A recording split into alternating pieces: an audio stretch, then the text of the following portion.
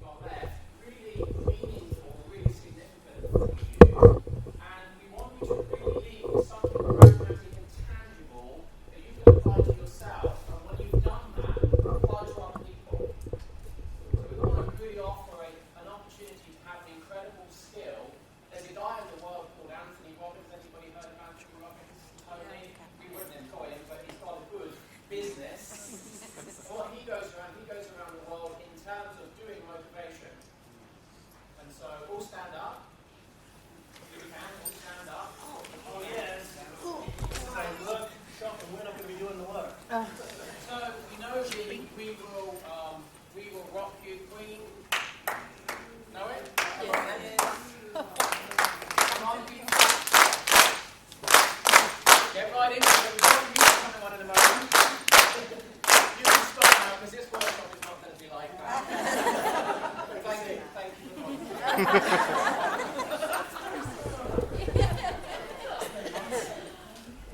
So we here, we've been asked to come in and speak about something really passionate to us and very important to us, and we want to talk to you, not only talk to you, but talk with you about motivation. And our experience over a decade, motivation has been a real problem. And we know why it's been a real problem, and we'd like to share that with you and offer you an opportunity to leave with who likes the motivation? Who'd like to be motivated in a particular area of their lives, perhaps? Who'd like a bucket full of motivation? Who'd like unlimited motivation at will? That's my children right now. So, have you got a cookie thing? I haven't got a cookie thing. Well, I can do.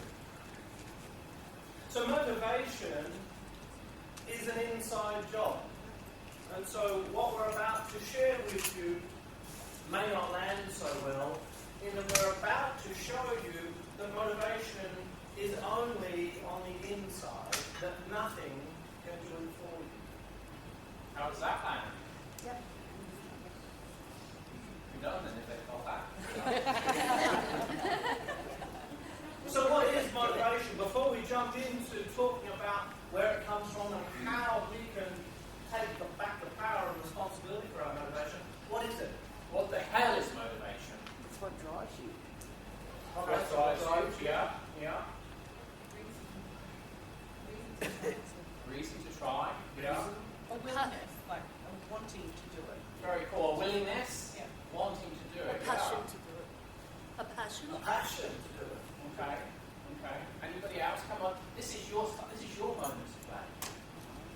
What is motivation? Ability. Who put their hand up and said they wanted more of it?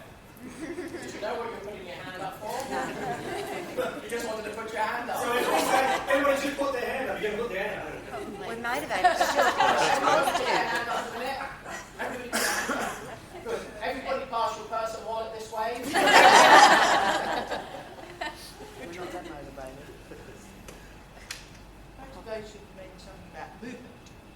Okay, yeah. So in the body there's energy and there's movement. So that's maybe what motivation is. Anybody else? Positivity. Desire. Desire. Yeah. What's in it for me? Yeah. What's in it for me? What's in it for them? So do you have an experience where motivation seems sometimes really high and then sometimes it's down by your ankle? Sometimes you really move and then sometimes you're still in bed when you shouldn't be. Your arm clocks one off 3 times, 2 big snooze, and you're back to sleep. Because the only one in your bed's you and there's no reason to be there. Okay.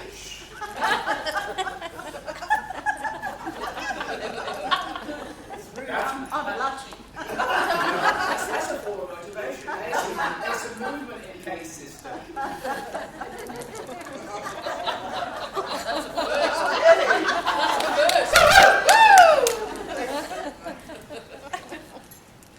So we've got something very profound, and everything that we say up here is a lie. So don't believe a single word of it. We would ask you not to believe us. Particularly me. But what we would offer is that you try what we've got to share with you as an offer for yourself. Did you hear that? So we're not about changing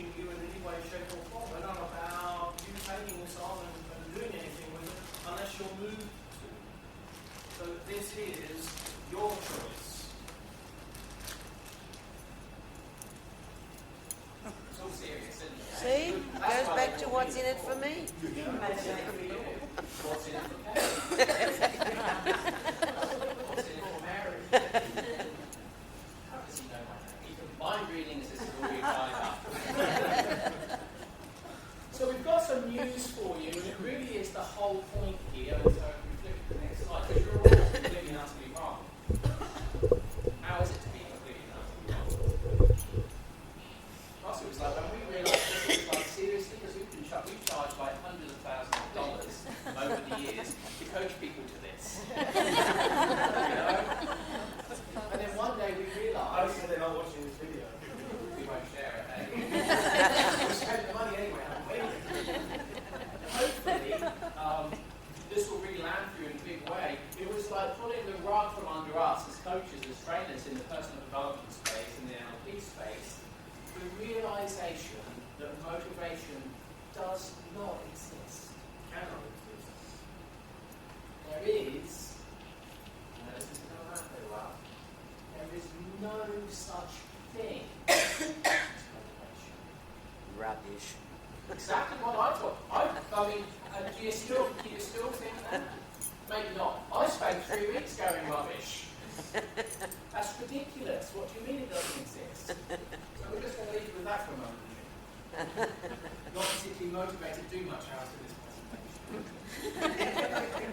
Well, I'm getting motivated to pick up my bag and go if you don't.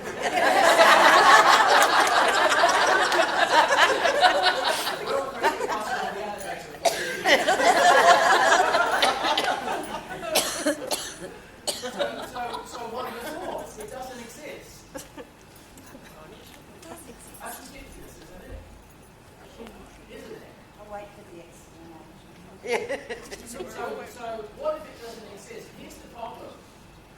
We, and when I say we, Jay and I here, society, have been chasing and pursuing and living our lives and taking decisions based on the level of something that's not real.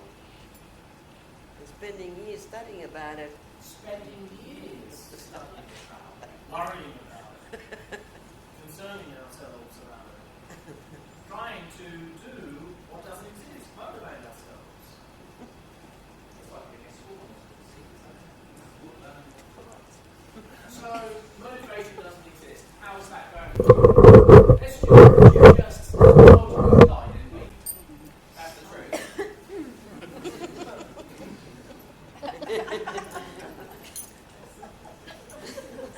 How is that fit for you? Doesn't fit. Hey, it doesn't land well, does it? They get up, go to work, and they go home with the same life partner for the 17th year. Or week, depending on how long you like to have a partner for. I'm not motivated to do that, I'm not motivated to do this. You're right, you're not motivated to do it. So what is motivation? If it doesn't exist, linguistically it's called a nominalization. And so that is, a nominalization is a pseudo-noun. It is a verb, which is a movement, motive, which has been frozen in time and made to look real. But of course, if you think motivation is real, bring him some. I was about to get in trance. Bring him some motivation. Anybody do that? Oh, here's my hunger motivation. Anybody do that? Because it exists, doesn't it? Ever opened the fridge and you found some culture in the fridge? Hey, it was next to the live yoga. You go, shit! Somebody's left a hunk of motivation here from last night. We had a really good party. I'll have that. I took over as you were putting the garbage out. I knew that hunger of motivation here. Ever tripped over some motivation on the way to work? I mean, if it was possible, it'd probably be on the way back from work.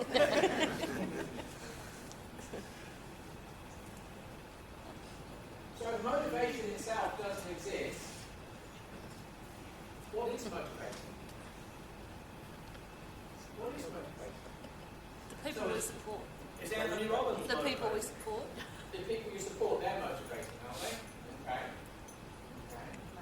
What about some more money? Is that motivation?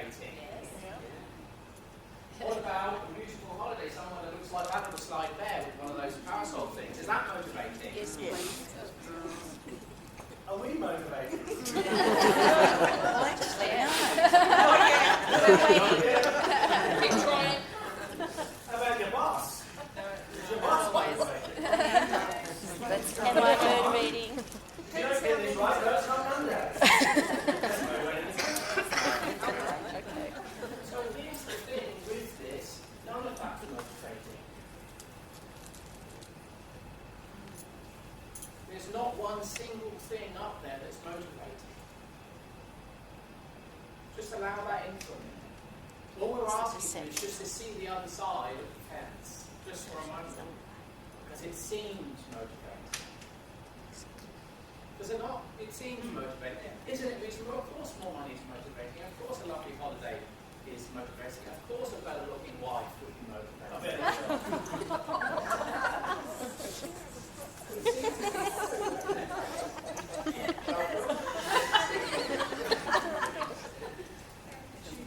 But is it?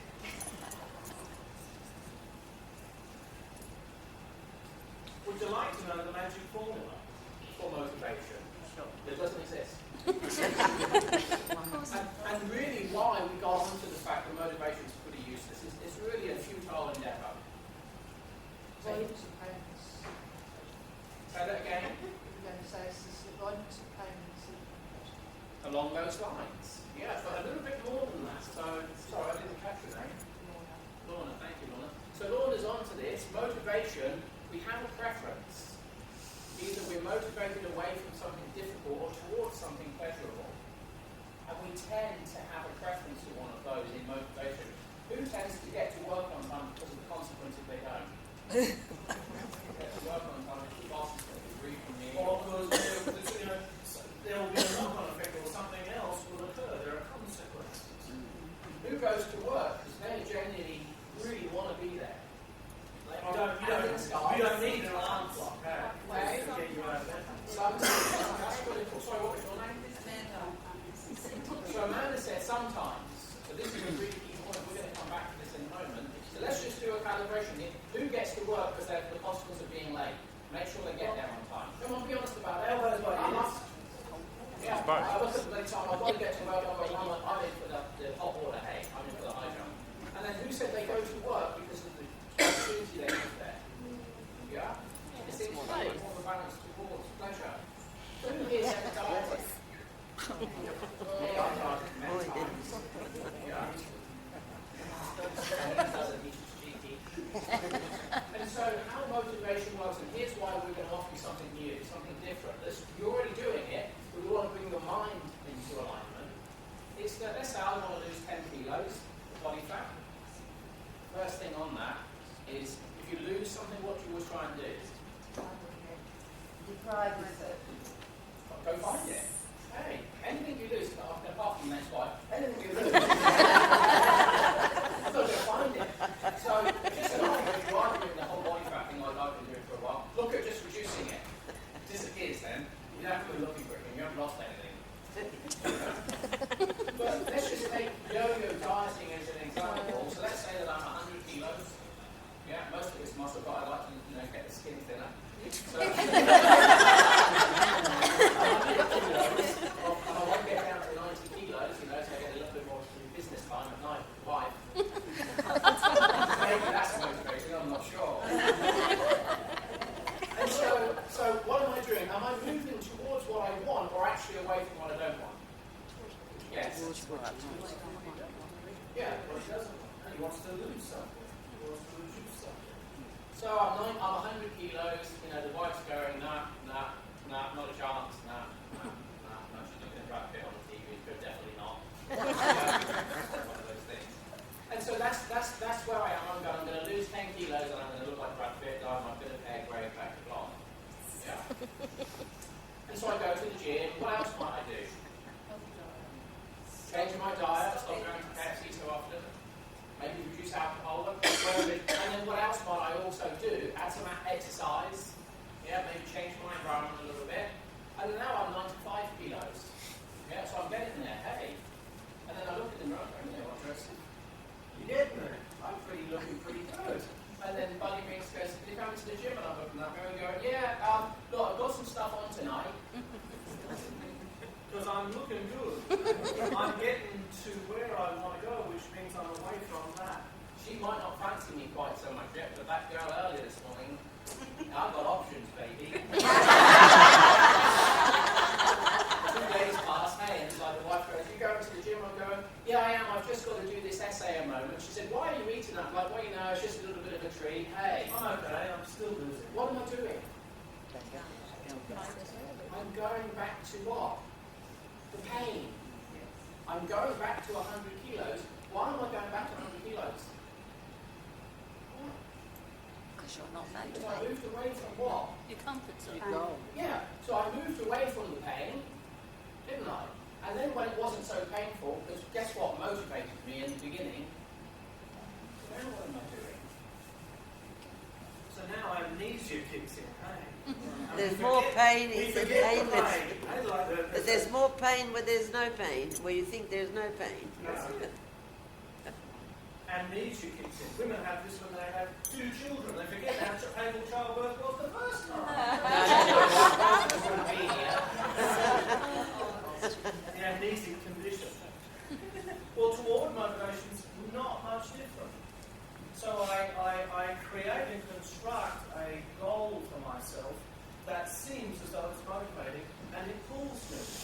I have this sense of how things could be, this understanding, that then becomes an expectation, and now it begins to pull me toward it, and I begin to move toward it. And then I move toward it, and then I get it. What now? Well, I've got my goal. Yes, that was fantastic. Now what? I need another one. And another one. Or a worst case scenario is as he starts to move towards what he wants and starts to realise it, it actually becomes less pleasurable. You know, you start to realise something you want. It's like, yeah, well, I can't get in this now. What's next? Well, now guess what's happening?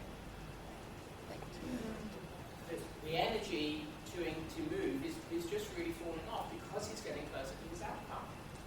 So a toward motivated junkie is constantly setting goals, but when they get there, they don't seem to give them the pleasure that they expect them to give them. Anyone experience that? Now try that on in your life, whichever end of this motivational axis that you find yourself in. It looks like up and down and up and down and down and down, doctors and some depression pills and some conversations with him, and then back up into the sky. The world's wonderful. You're going to set the world on fire, and then something interrupts your life, and it's like it's down and down, and it's just like up and down and up and down. Pleasure and pain, pleasure and pain. And But everything you've got to have the next goal. you can have the next. Overlays that. Yeah. You can have the next goal, but you see you're in the same swimming pool. You're just taking the next up and down and up and down and down and down, or up and up and up and up, and everybody's going, oh, this person said la la la, let's not promote them.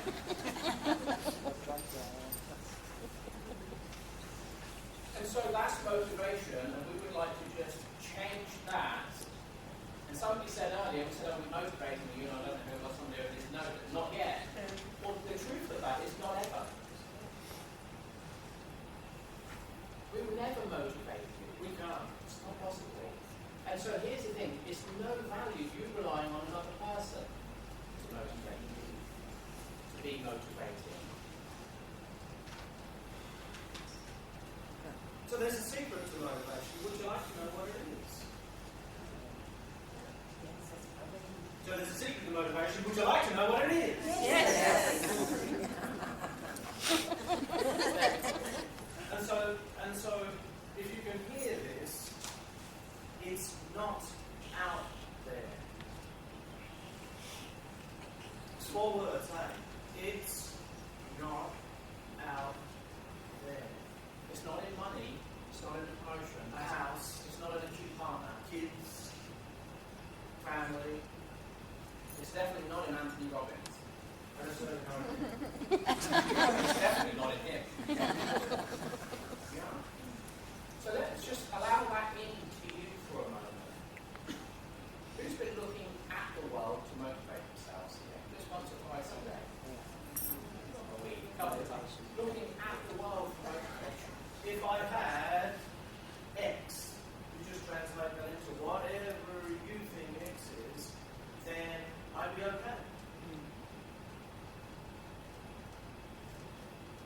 didn't have X, then I'd be okay. At the beginning we asked you, who would like to bucket those, who needs motivation, and most of you put your hand up. Yeah? But you were looking for it out here, hey. Because isn't it daft that if you want it and it's on the inside, how is it going to got it? Well, the reason you don't have it is because it doesn't exist. How it gets. And it actually doesn't really exist in here.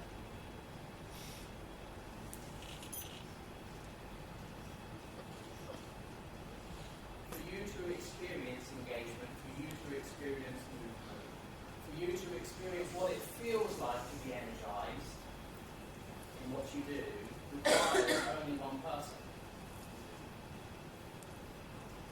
One single, powerful person in your life. It's not dependent on the world, it's not dependent on the environment, it's not dependent on the job, your partner's looks, what you got in the bank. It is not dependent on that. So I know we may have been a little bit humorous, but this is where we really mean this. It is 100% available and dependent exclusively on you. And in that there's a depth of maturity and there's a depth of personal responsibility for your experience of your life.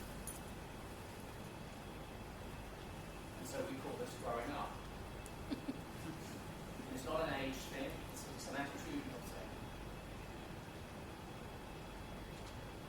So how do you do that? How do you grow up? How do you own unlimited propulsion for yourself in your life? How do you have the experience of bucket-loads of motivation at all like that? On technical work. So this is part one. You're going to come back Would you be interested to find out if we're not sharing anything brand new with you? All we're sharing with you is a reminder of what you actually know. That society, really in its loving and beautiful way, helps us to not realise, helps us to forget, as Jay said, get amnesia over. So would you like to know how to do it? The process itself.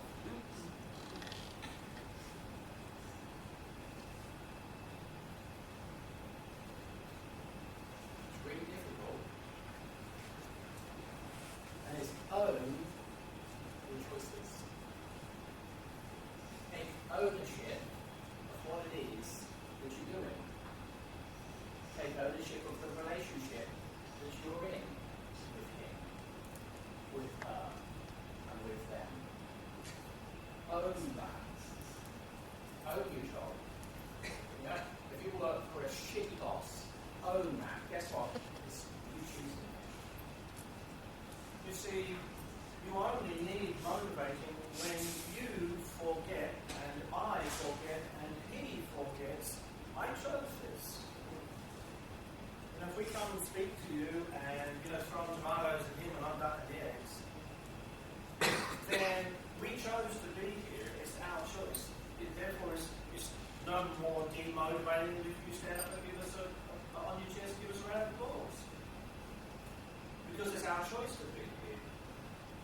Now, with that ownership, you have no power over my motivation. And ownership is about meaning and responsibility. There's a guy called Mikhail. Have anybody heard of Mikhail? He wrote a book called Flow and identified that performance in the workplace, in the family, bedroom, anything is about meaning. The meaning we give to the performance. And meaning is an inside job. You, in your chairs, are meaning makers. There's no meaning out here. That's why there's no motivation out here. Because it's created on the inside, about the outside, and you're the one creating it. And so what we know about you, and we know about you because you were lovely enough to share with us at the beginning, is that you sense that you need some motivation, you sense you need motivating, you actually aren't owning what it is you're choosing to do with what you think you need motivation with. You just feel that. And it's quite a complex structure, so let's share that again. And this isn't a judgment.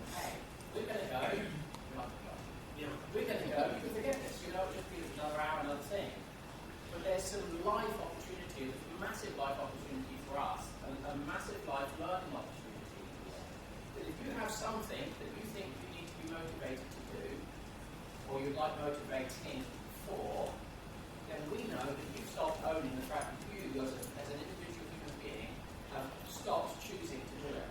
Stopped owning that. Not only have you stopped owning that, but you've forgotten that you ever did. And now what you do is you actually assume that the other people want you to do it. Yeah? So a good example, I go into my garage, my shed, and I look around, oh, it's a real mess. You know, I'm bloody well going to tidy this up. And as I start to tidy it up, I notice a magazine I haven't seen for 10 years in my old car, and I sit down and I'm reading it, and it's like, I move a few things, and then the wife kicks the door open and says, "Haven't you tidied this bloody shed up yet?" I better tidy it up because, you know what, I can't be bothered to, just because she wants me to do that. Yeah, just because she like it, why didn't she come and do it then? What's happened? Well, my motivation's gone down into the gutter with all the mess on the floor, and I've actually stopped and forgotten. I chose to tidy this garage, this shed up. Me. I chose this marriage. I chose this job. And now I can feel and think that I want to tidy this garage up because she expects me to. But she never asked, never mentioned it. She wasn't involved in the conversation I had with myself. She tries. So what do you need to be motivated for? Then the question is will you re-own it? Will you take back ownership? Here's the question, this is Jay's question, and I'm on this from him when he shares this speech out. Yeah? If you need motivating for anything, what the hell are you doing it? Run a prisoner. Nobody's got a gun at your back. And if they do, you don't need motivation, it's like, sure, do that. So it's a very genuine question. It's a question from our heart. If you think you need to be motivated, what are you doing it for? Go do something else. And so responsibility has a couple of cousins called under and over responsibility. And under responsibility is I have given away ownership of my choice, and I've forgotten that I ever had it. And now it doesn't seem like I've got any choice but to do this. And so under responsibility has some words that go with it. Yeah, and they are, I have to do this. I really should do that. Anybody should all over themselves? Come on. How about I must do this? Any musturbators? There's the language of under responsibility. In forgetting that I chose this. Well, the question is, do you still choose it, given you once did? Is it serving you to make this choice now? If it isn't, make a different choice. Worse than that, you masturbating or shooting over anyone else. Us guys will look at something that we feel like we should do, and we have these premature evaluations.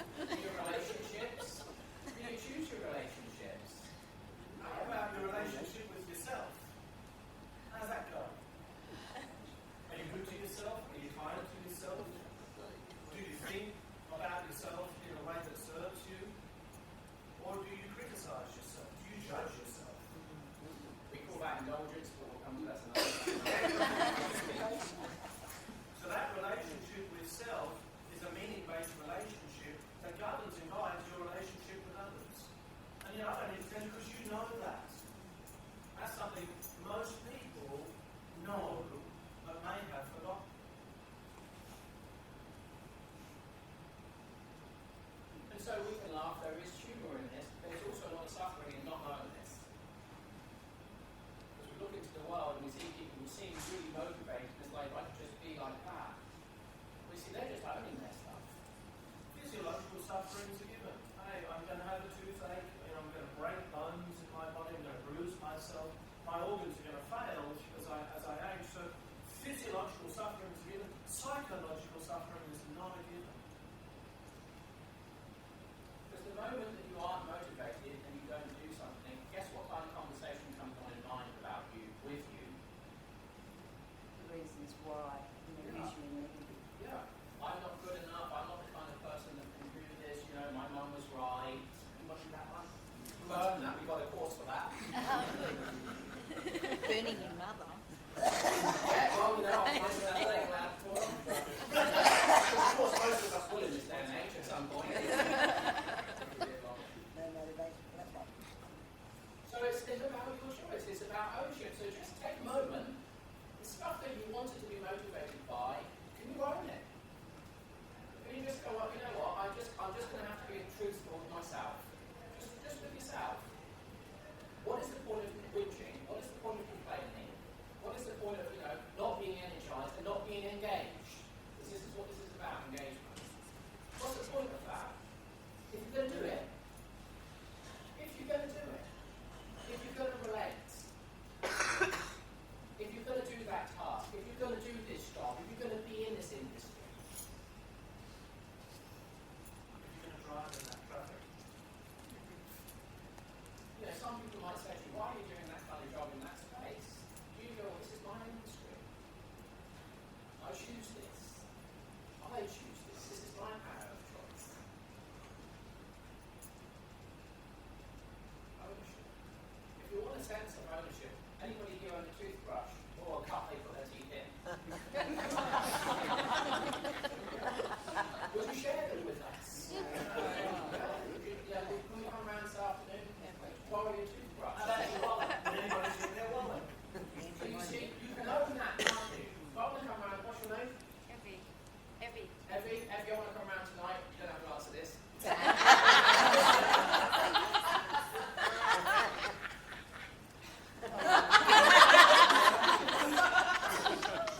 I think that's a yes.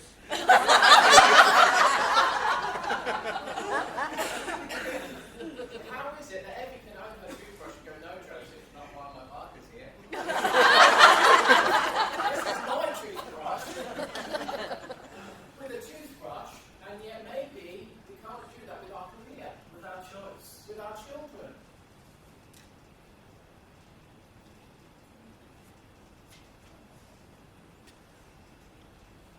So with that ownership, how we re-own that is we review the meaning.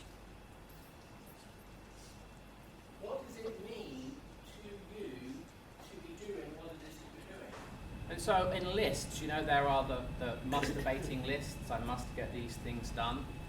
And there's the to-do lists, I must get these to-dos. The should list, we've got a shoulding everywhere list. I really should get the lawn cut, I really should get that window fixed, I really should change my husband, I really should. Yeah, the should list. Well, we'd like to offer you a different kind of list, which is a I can, I get to list. I choose to list. Somebody asked me the other day, I haven't seen her, she's an ex-friend of mine, and I've not seen her in maybe 30 years. She found me on Facebook, friends find you on Facebook. And she's become a psychotherapist. I said, congratulations. And she said, how are you going? It's interesting that both of us have taken similar paths. And I could have said similar in what way, but I didn't. And so I said, yes, so we have taken kind of similar paths. I said, so how are you going with, what you're doing? She said, I love it. And I said, it's lovely to see you stepping into something that moves you. And she said, does your work move you? And I messaged her back and said, I haven't worked in years.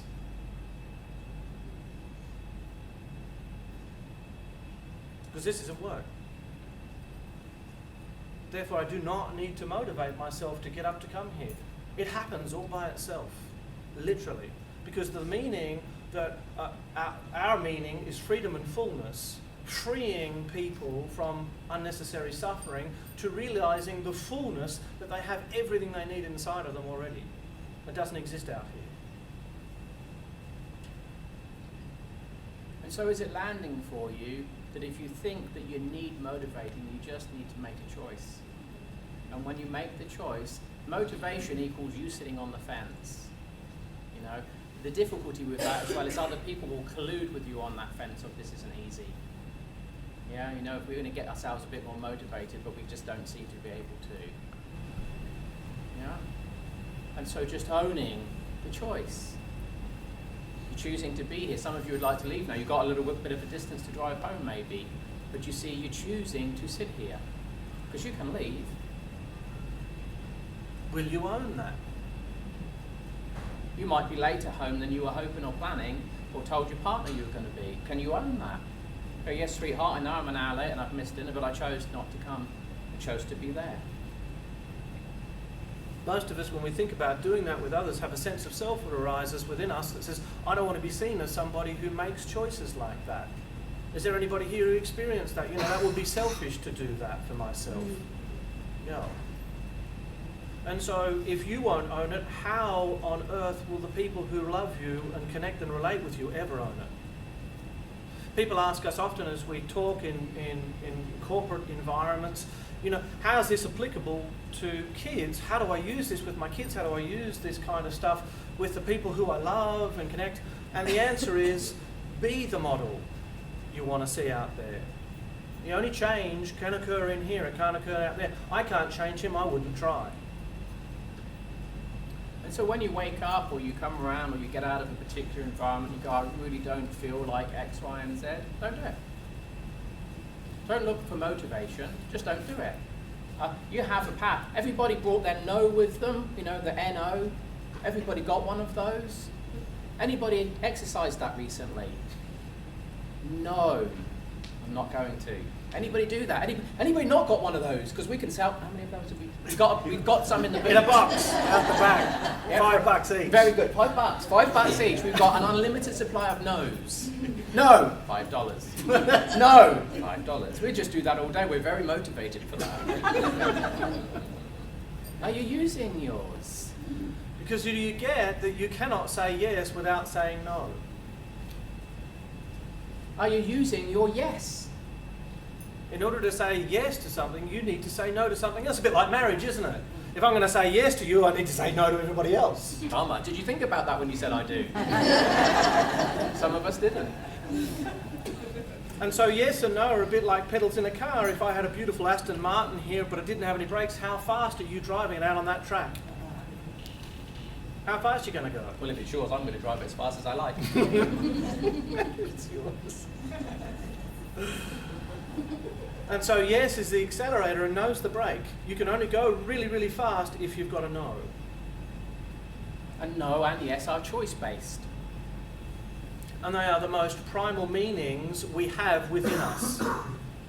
So my son, at the age of 6 months old, you know, if I dug a spoon into some ice cream and put it to him, he'd say, yeah.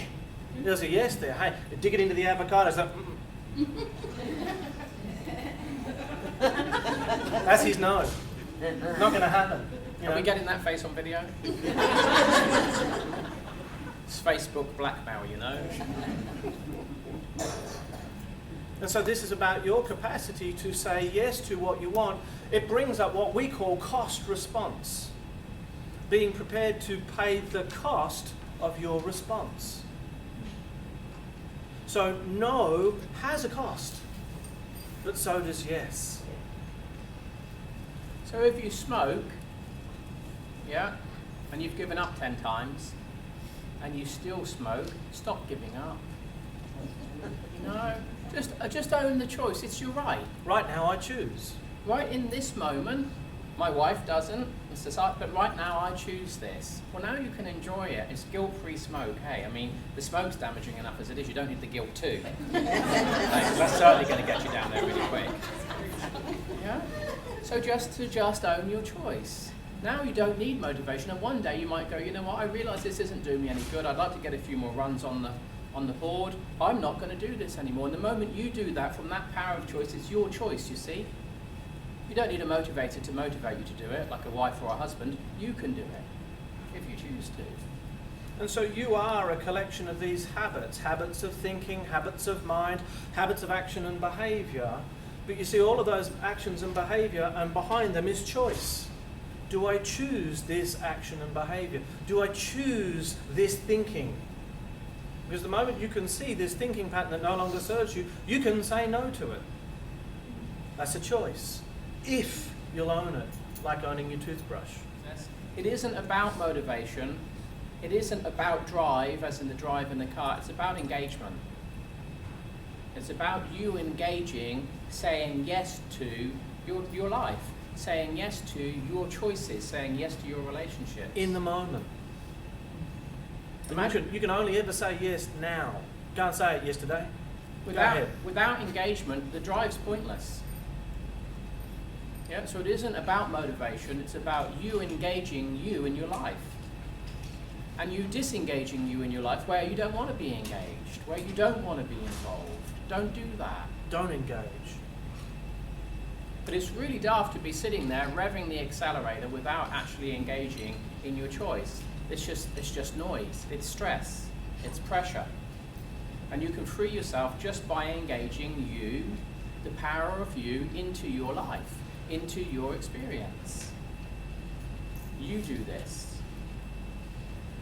So we'd like you to just think for a moment of one area. You know when we came in at the beginning and you thought we were nice? Right at the beginning we said, who'd like more motivation? Who'd like a bucket load of motivation? What was it that you were thinking about? What came to mind? What was the image, the thought? What did you say to yourself? What did you feel? What was it that you wanted that motivation for? Was it a relationship that you're in? Was it more money? Was it something that you need to do for yourself? Was it to be empowered more in your job? Was it to do something with other people? Was it to make a bigger difference? What do you want motivation, or what we would call full engagement for in your life? What one area? And we'd like you to choose one area just in your own mind, just to tell yourself, so private to you, the one thing that you would like unlimited motivation and full engagement for. One thing in your life. Have you got it? One thing. Have you got it? I can't mind read really. Have you got it? Yeah. I thought you said you could. I lied. I told you I lied. Oh, that's the truth. So identify the event. You're going to get this so you can practice this. And this is a life practice. We would offer you to take this. And when you've got this, share this with other people and you can become Mr. and Mrs. Engagement. So as you've identified the first step, as you've identified something you wish to be engaged in more fully, the second point, mean it. So that you start with the question, how meaningful is this to me? What does it mean to me? What do I believe about this? What do I understand about this? How important is this to me? And so go ahead and ask yourself that question. why? What's your really big why for what you're doing? Do you know that? Maybe you've forgotten that. And when you've got a really significant, juicy, big meaning That you've made. take ownership of that. Take ownership of the fact that this is your meaning making. Own that, and own what it is that you're thinking about doing. Own what it is you are doing. Own what it is and who it is you're relating with as your choice. So with this meaning, now bring choice through ownership of doing this. My choice. I own this. I choose. I take responsibility. Me, my, I. So as you identify, as you make it meaningful, or remember what it means for you, and as you take ownership of it, all you need to do is just smile, know that this is you in your power zone, you in your potential, and engage in it. And it will never go away. The engagement, the motivation will always be there if you'll just keep these few simple steps front of mind for you. And what you'll notice over time is people will try and take that away from you. Oh, it doesn't really mean that, it's just a job. Yeah, but you can't do anything about that. Because you'll become one of those people where the world looks at you and goes, I don't understand, she just does it. And it's non-stop and it seems like the most, and she's full of energy and enthusiasm, and in her voice it's just, there's something different about her and I don't get what it is. She's vital. I wish I could be motivated like that. Engagement leads to the final component, which is vitality. And vitality is the energy in a system that moves by itself. It's the energy that wakes a person up. And you experience this when you give meaning and ownership to a holiday. And that morning, you're about to jump on the plane. What's it like? What's the vitality in the system like? For most people, they say, yeah, I used to go on holiday today. Well, that's what this is about. Awakening that vitality that's got nothing to do with a holiday. nothing to do with money, nothing to do with anything out here, that it's your vitality, you can own it, you can charge it. So at the end of this presentation, as we close this on our last slide, which doesn't say too much, you may not feel like a shaken up bottle of champagne all fizzy and dizzy. Yeah, we could do that. We've done state induction for years. But you know what? The truth is, it's not about fizzy and dizzy. It's not about feeling $1 million for 5 seconds and then the next day you've got to go back to the drudgery of it. It's about your empowerment. It's about your engagement and the capacity that you innately have to have a fabulous life experience no matter what it is, so long as you choose it. And it's not motivation, and it is engagement. Thanks very much.